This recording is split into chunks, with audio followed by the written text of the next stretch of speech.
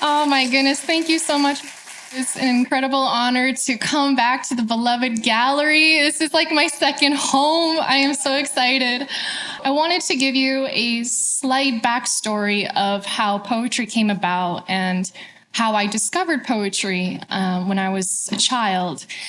After I started experimenting with drawing and painting around 3.5, 4, there came to time around 5.5, 6, where I wanted to almost explain more into depth of what is really transpiring behind my drawings and behind my pastels.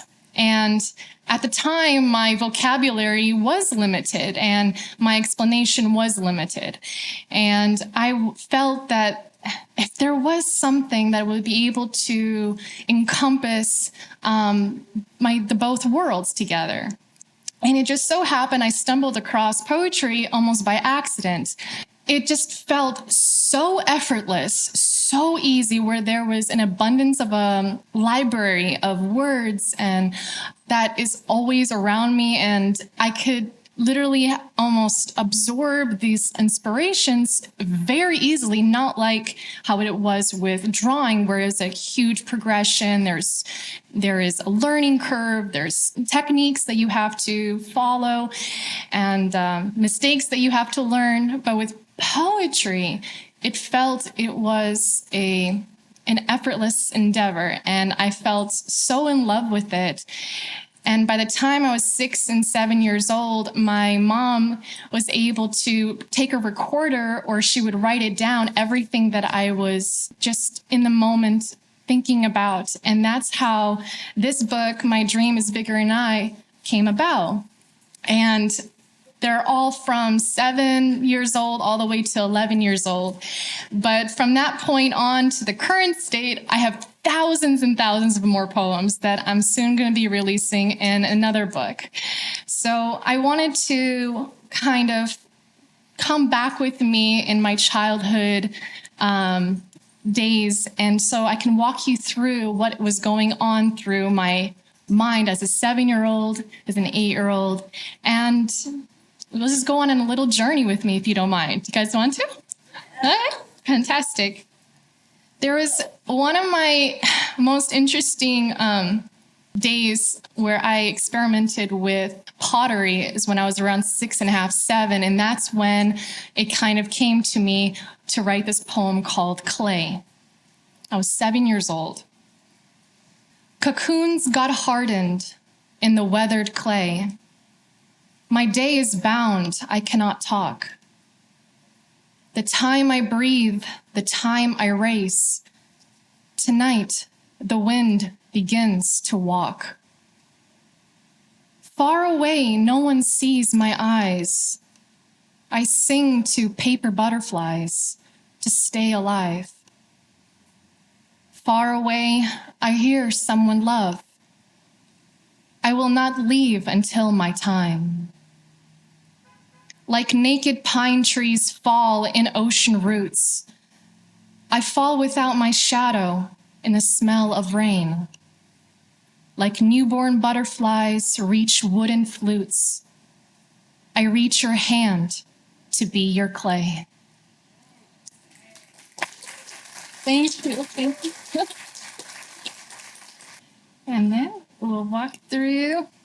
Okay, so this is one of the poems I wanted to mention when I arrived here. It is called The Stolen Painting.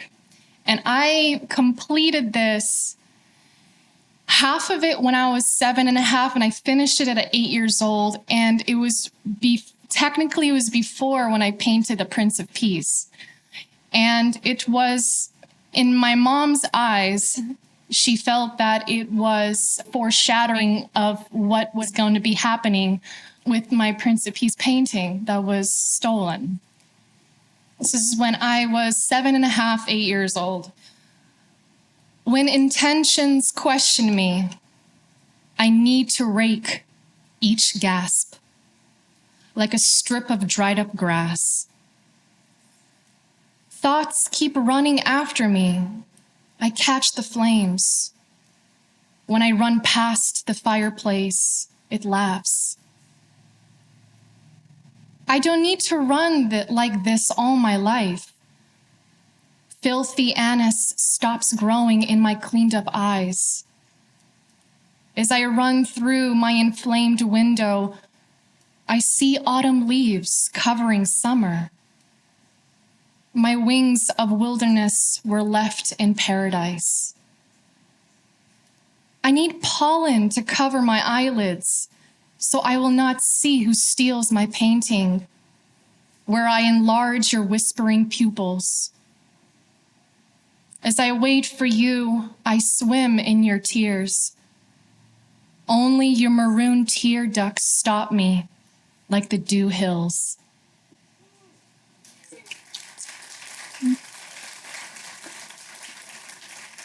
Thank you.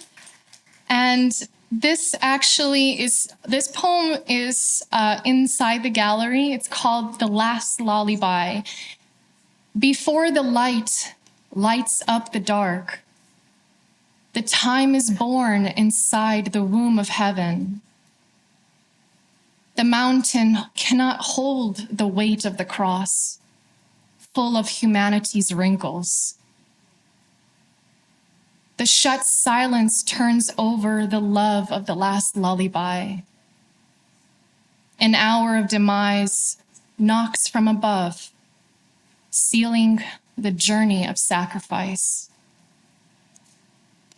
As the desert carries away the ripened scent of the sins, Jesus hangs on his own planted tree.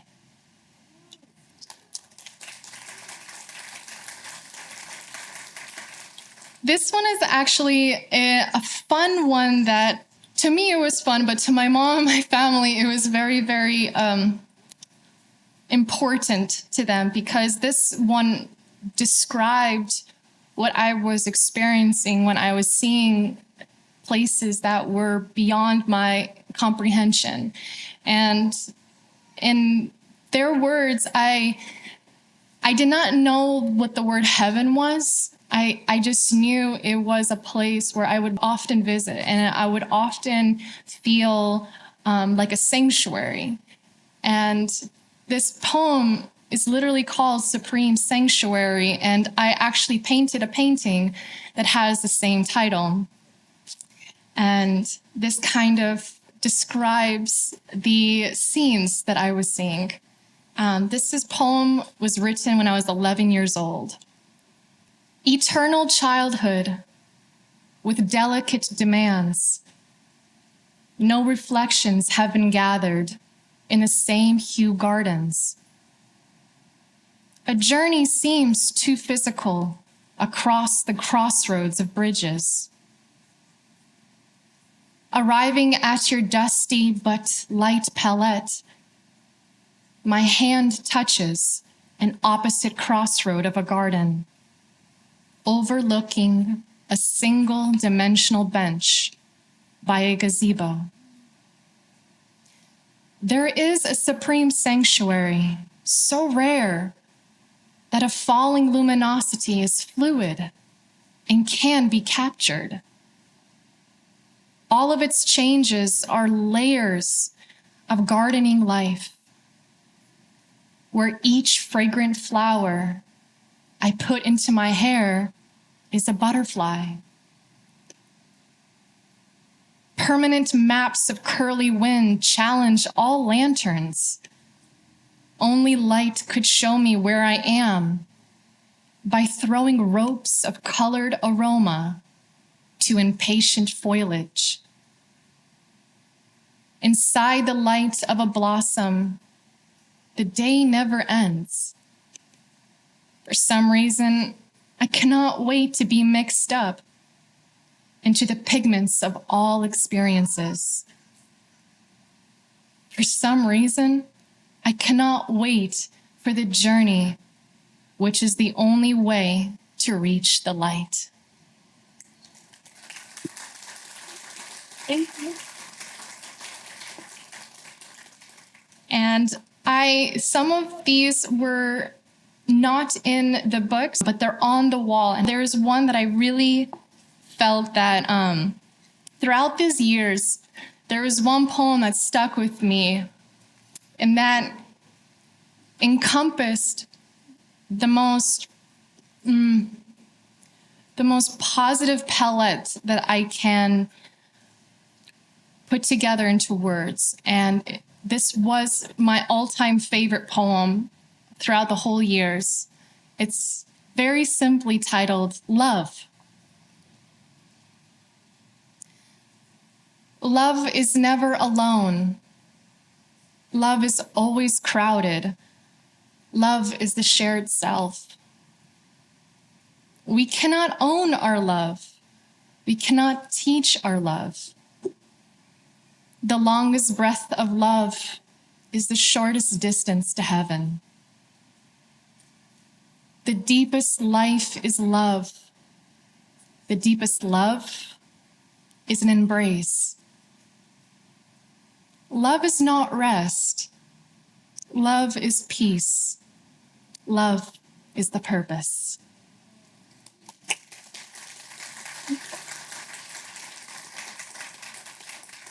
There was one particular one I wanted to share with you.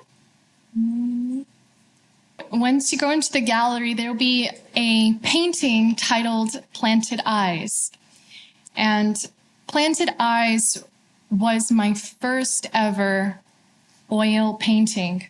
And it was shown on the Oprah Winfrey Show, and it was her favorite. So I was very flattered and very honored that I was able to share that with the world on her stage. And I wanted to truly share what really transpired and what was going on through my emotions and thoughts and my thought process when I was creating that painting. And it came to me in a poem, and it's literally called The Planted Eyes. Love is my painting. Silent mountains suffer in pride. As wild springs blends the time, my breath searches heavenly mind. Blue wind surrounds the sleepy lilacs. Each sound is a sacrifice. I can hear God's whitest whisper. Thorns have cut my planted eyes. Thank you. Thank you. And another additional piece that is in the gallery is titled Infinite Perspective. And I initially had a poem behind this painting, but I decided to share my philosophy instead, because to me, poetry and philosophy and the meaning behind the paintings, they're all different mediums of art, and they're expressed differently. And in my opinion, I feel that this philosophy that went inside this painting is poetic in its own way. And I had a very, very, very fun time painting that painting. Each and every one of us is a part of the infinite perspective, seeing reality through our own individual awareness. Without one of our views, there will be no true fulfillment or completeness. Thank you. And there was another poem that also coincided with the Father Forgive Them painting. The last lullaby that I shared with you was from a third-person perspective that was seeing the scenes as it was happening. And the poem that I'm about to share with you is brief, but it is, in my poetic expression, the words that was spoken out of Jesus through his own words. It's called The Anthill Ashes. When life lies down on the song of a bird, I step inside the anthill ashes. My cross is nailed into me.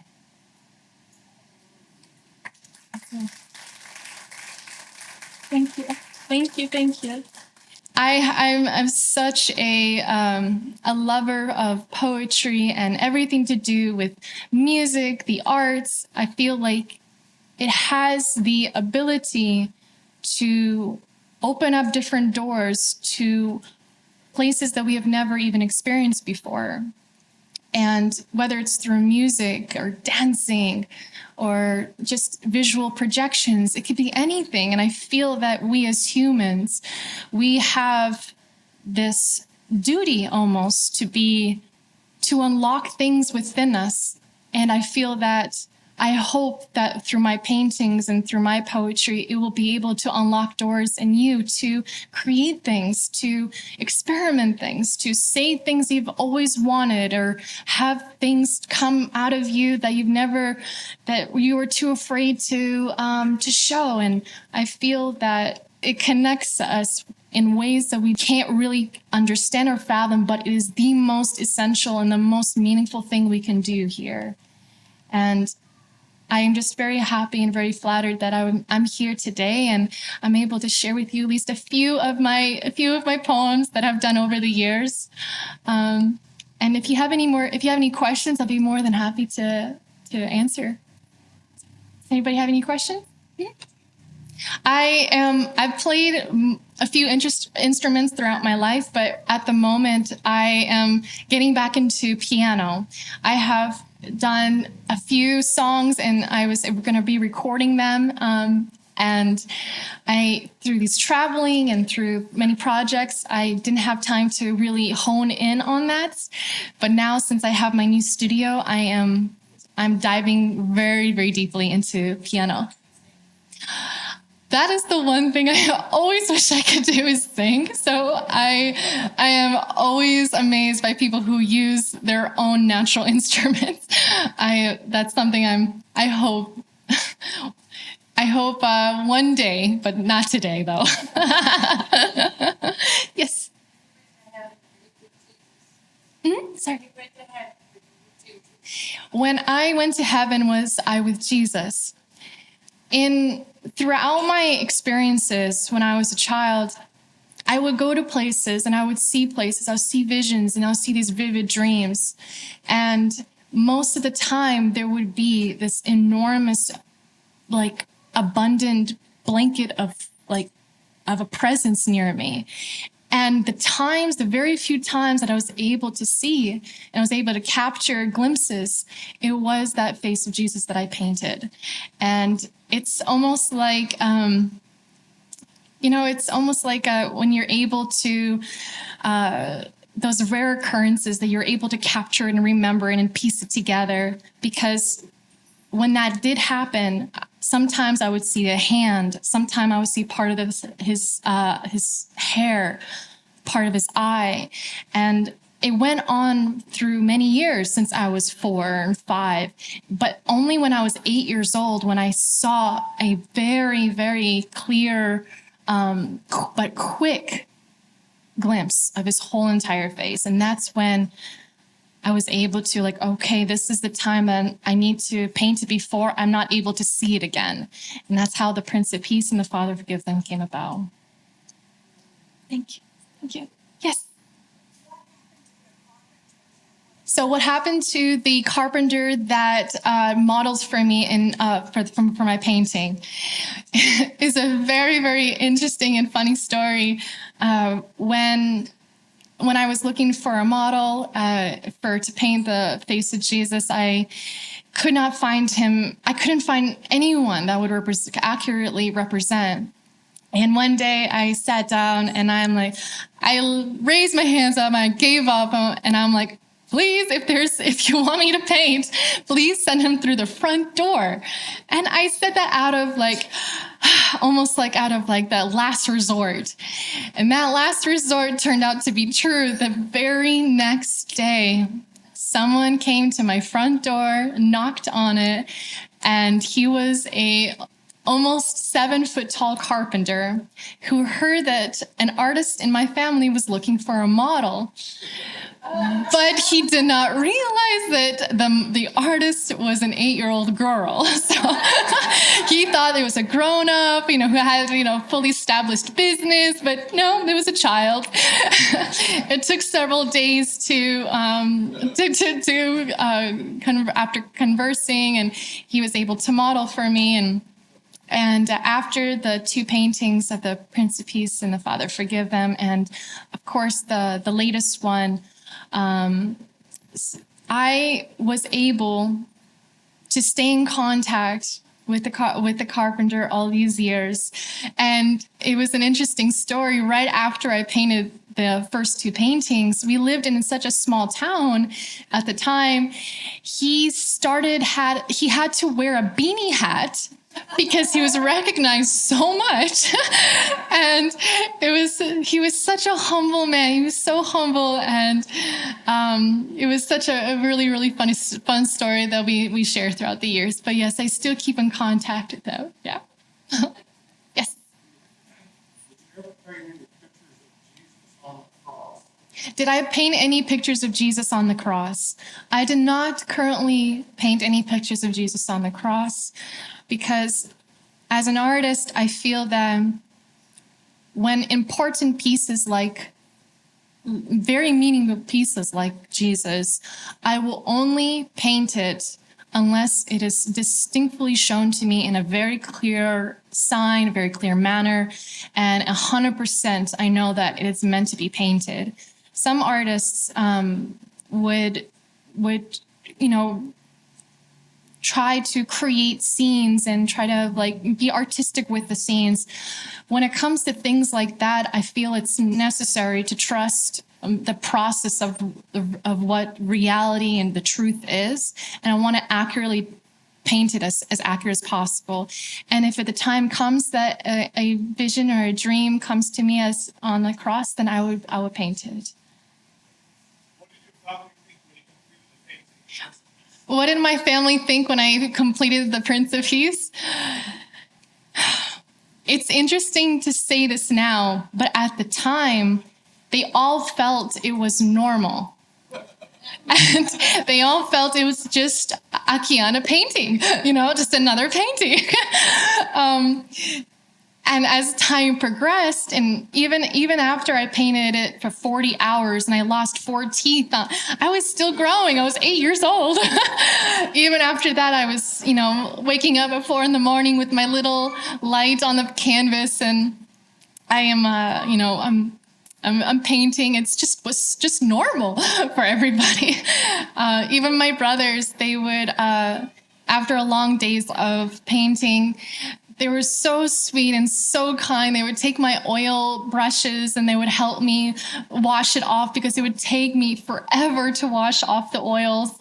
And I was still new to everything. I was still figuring things out. I was in the process of making a painting. And the interesting thing is, as years passed, looking back, I heard from every single one of my family members, they look back like, oh my gosh, that wasn't normal. That was very different. You were a child then. You were 8 years old. So only looking back, they start seeing the differences. But at the time, it just felt an everyday normal life. Yeah, you're in the back. Sorry, you saw. I'm talking about the missing years. In the gallery, there's a painting called The Missing Years. The right side of the painting will have a world that is green and luscious and just a lot of beautiful foliage, but there will be no huge bodies of water. On the left side, there will be a glimpse of our Earth, our planet, which showcases what our planet looks like, or our Earth looks like. The whole point when I decided I had to paint the right side, where to me at the time, I knew it represented our new Earth. And I don't know Why? I don't know why it came to me. I cannot explain the whole meaning behind it. I just knew that image came to me and I had to be done at that time because it was that area, that space configuration that was almost like a replica of what I saw in my head. And that particular earth that had no bodies of water, that had this very, almost like it was in the middle of being created with this cloud-like atmosphere. It's almost like a workshop that it's still in production. I knew that particular scene had to be painting, but I don't know the reason why. And to have people like you or have other people can see similarities of their own visions in that's more than an artist can ever dream about. It only confirms that it was meant to be painted. Oh yeah. Do I always write poetry with my paintings? Really good question. The interesting part about it, poetry is its own entity. And sometimes I make the poetry and then I decided to be inspired by it and I would paint it. Or in the middle of painting, I would have the same inspiration to write the poetry. Or years later, the poetry could be created that would be coinciding with the painting and complement the painting. It doesn't necessarily have every single painting has a poem to it. It will have sometimes a thought process, a philosophical narrative that I want to explore, or the true meaning behind it, or the artistic process behind it. Poetry is it's almost like its own painted words that sometimes it's meant to be with the painting and sometimes it's on its own. So it has its own world. Thank you. Just one more question. Who inspired yourself? Okay, when I first started, that was the one when I was 8 years old. There's only 1, 2, 3, 4. There's only 4 and 5 in total I've ever done my self-portrait, and usually I'm the type of artist that tries as much as possible to stay away from my self-portraits. I love painting others. I love painting other things. But the reason why sometimes I paint the rare self-portraits, it's either it had to be done because I was called to do it, or I knew that it was the time for it. And I wanted to show people my thought process and my artistic or childhood-like experiences through my eyes and through my face. And one of my portraits is actually on this book. It's called Co-Creation. It's when I was 11 years old. And this is the reason why I wanted to paint this one. I wanted to share with others how I feel when I paint paintings, and the reason why I feel like I'm co-creating with God, and he paints, or a star is being painted, I take that paint from that star and paint a new star. And it's like that feeling of that balance. And it's the only way for me to share that feeling. And there is another one in the gallery. It's called Turquoise Eyes. And to me, that particular painting is one of the most, I would say probably one of the most emotional pieces, because the poem itself that is on, I wanted to read it, but I don't know if I think I have it on here.